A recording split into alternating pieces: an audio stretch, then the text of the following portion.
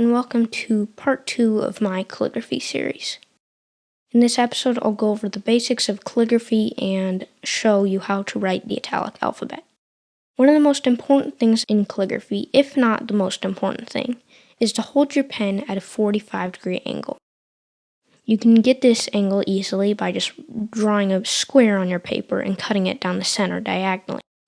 Then hold your nib against that edge that you just made. If it's at 45-degree angles, it looks amazing. If it's too steep, it's too much on the edges of the letters and there's no center. If it's too shallow of an angle, there's no center. Again, it's too much on the top and bottom of the letter. Right in between, you get the perfect amount of body everywhere.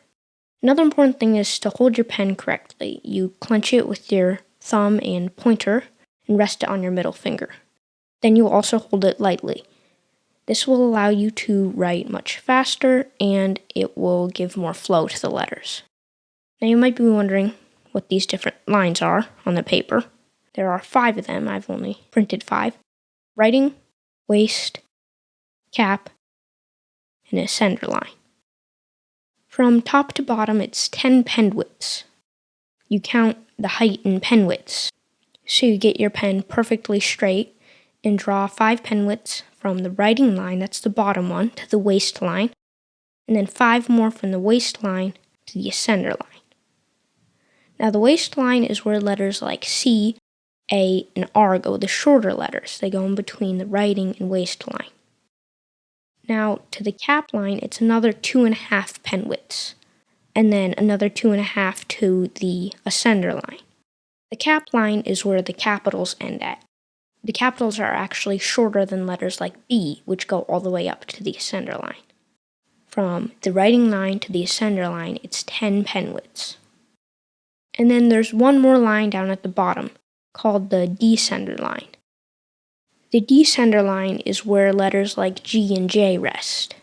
As you can see, there's the G and the B, and they end and start at the same point. So from top to bottom, it's 15 pen widths.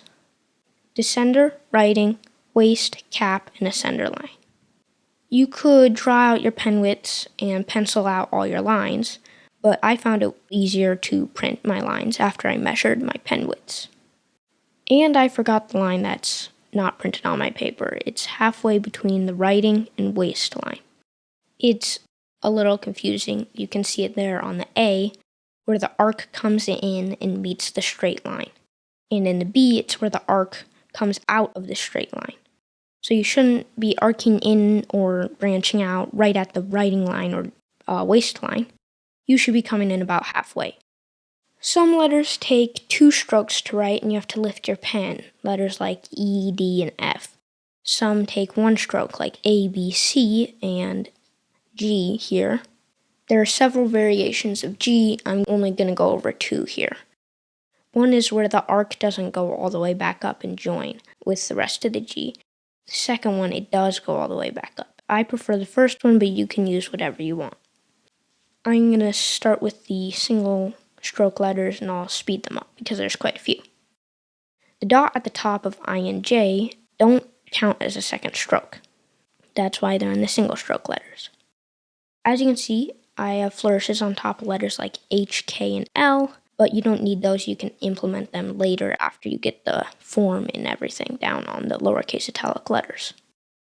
P is actually a double stroke along with X. I accidentally put them in the single stroke section. U is an upside down N and vice versa. So if you want to figure out if you have a good U, you flip it over and see if you have a good N. Then you can adjust respectively. I would also recommend practicing the flourishes at the end and start of letters like A, M, N, U, H. It's the little curve at the end or the little curve at the start to go in and out of the letters. You can see it on the A there. It's the exiting flourish. Now for the double stroke. O is one of them, and it's one of the most important and hardest letters to write. You start at 11 o'clock, and you go around counterclockwise to 5 o'clock. And the second stroke is the same thing, just clockwise. If you start at 12 o'clock and go to 6 o'clock, it doesn't work as well, and it's much harder to get the correct shape. At 11 o'clock, it's exactly 45 degrees, so it gets easy to get the right shape. And you'll see when you write it, it's just way easier. D is another double stroke. Starts with something like an A, and then you add the line. You can see the O or ellipse pop up all over the italic alphabet, including the first stroke of D. The F goes the only letter in the italic alphabet that goes from the ascender line all the way down to the descender line. It does need that little flourish on the top, otherwise it doesn't look quite right, so I would recommend doing that, even if you're not doing the flourishes on the other letters. For a T, you start with a hairline, the top of it at the waistline, and then move it up at a 45-degree angle till the bottom of it is at the waistline, and then pull down. The second stroke is just the crossbar. Same thing with the T as with F. It needs a flourish there at the end, as you can see, otherwise it looks terrible. X is one of the more difficult letters as well. Concept is simple, but it might take a few tries to get it correct. Just make sure to round off the corners when you turn to make the stroke or flourish. That leaves only E. So you can see there it's a little sharp on the edge. You need to round it a little more. It looks a little blocky. And on the second one, I needed to pull in earlier or higher. But it's just about in between. So you can practice the alphabet while you wait for the third episode. There are 19 single stroke letters and 7 double stroke letters. These are D, E, F, O, P, T, and X. O is one of the most important letters, so practice those a lot. When you write, remember to maintain that 45-degree angle. Eventually you will get a feel for 45 degrees and be able to just pick up the pen and hold it at 45 degrees. Write very lightly, slightly faster and lighter on thin lines. Try to write with your wrist and not your fingers. You do this by having a super loose wrist. The letters will flow out more. You won't have to think about them as much. You'll also find you can write longer before your wrist, hand, and fingers start hurting. Start with writing all the letters until you have the stroke order and count pretty much memorized. And by then, your wrist should be writing for the most part, and you won't have to think about the letters so much. That is it for this episode.